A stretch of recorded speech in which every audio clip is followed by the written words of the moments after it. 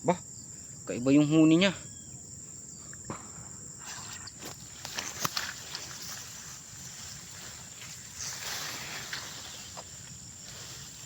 Ngayon mga katropa, may gumagalaw doon.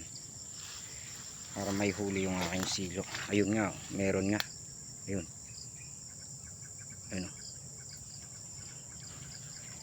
Parang hindi tikling to ah. Kakaiba kasi yung kulay niya. Uy, mukhang dito may nahuli din. Kaya lang naputol yung line na aking ginamit. Ito ay silo ng tikling.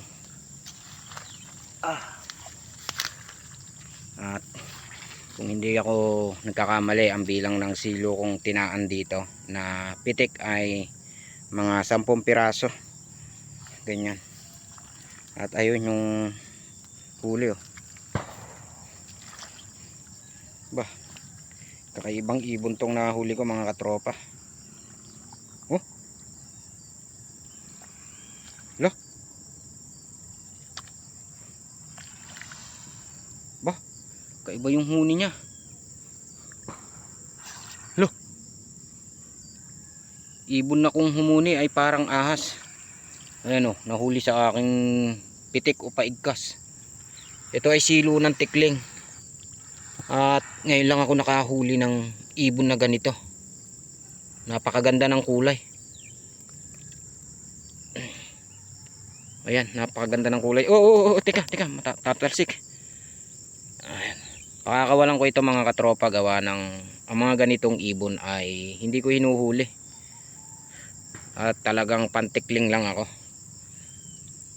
Ayan, tanggalin muna natin dito sa para hindi siya masaktan ng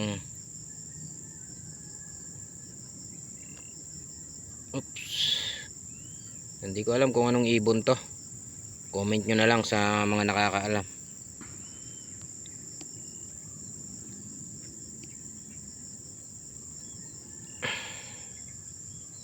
Ayan o. Oops. Oh, napakaganda ng kulay niya. Parang yung kulay ng balahibo niya ay kakulay ng balahibo ng kwago, no? Ayun, no? Haba ng tuka. Ang cute eh. Ito ay pakakawalan ko mga katropa. Gawa ng ang aking hinuhuli lang naman ay tikling. At tignan muna natin dito yung iba ko pang bitag. Ayan. Yung isa kong taan sa tikling. At ayun yung isa, igkas pero walang huli. Ito din oh. Ito yung mga 10 piraso lang sigurong silo.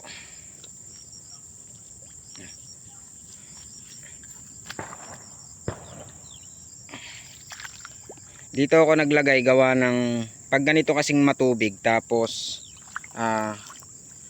putik. Ito kasi ay lubluban ng kalabaw. Sa ganito gustong gusto ng tikling manginain. Kaya dito ako naglagay ng aking mga paigkas o pitik o bitag nga. At ngayong araw nga ito yung aking nahuli.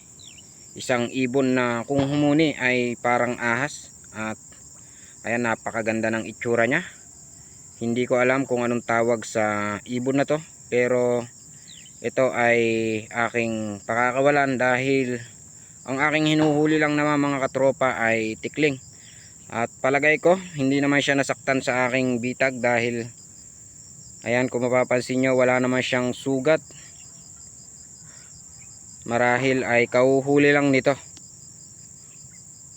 Ayan mga katropa, siguro isang uri din ito ng tikling, no? Ibang na nga lang, baka kalahi ng tikling ito.